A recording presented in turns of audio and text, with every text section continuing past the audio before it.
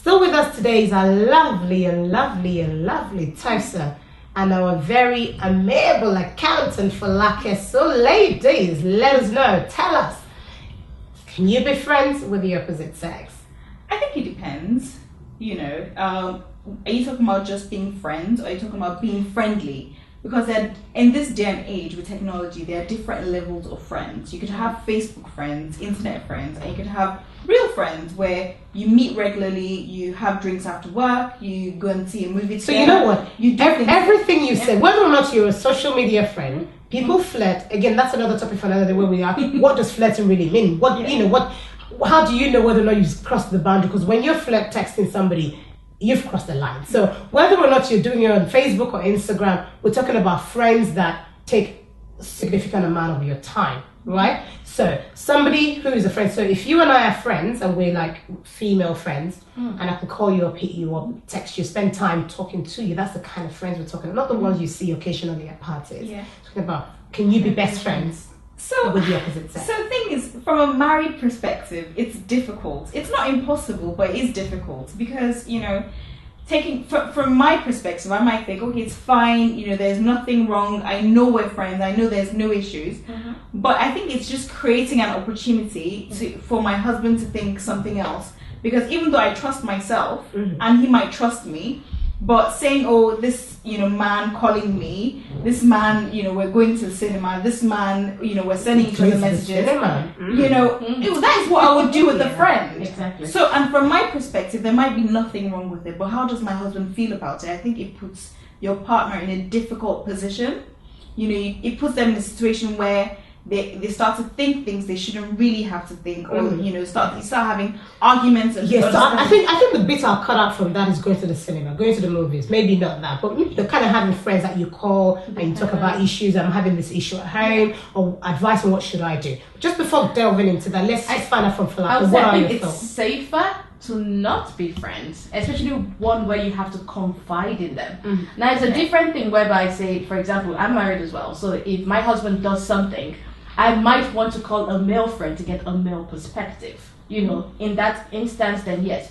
But having a friend that is like my girlfriend, my husband does something, I call him, I moan about it. I think it's exposing yourself a little bit. I trust myself, but I might not trust a circumstance, because we can all be vulnerable. Yeah, we're all human. We can all be vulnerable. I think it's just adding a dimension that could be a recipe for disaster. Yeah. So I guess my question to both of you is, but why can't you be friends with the opposite sex without any motives, without somebody thinking that you're friends with benefits? But usually there's no motive until the motive comes in. Exactly. Usually everyone goes in with the best of intentions. Yeah. I will give an example, but this was when I was single. I had a friend, a guy, we were tight, as in literally tight.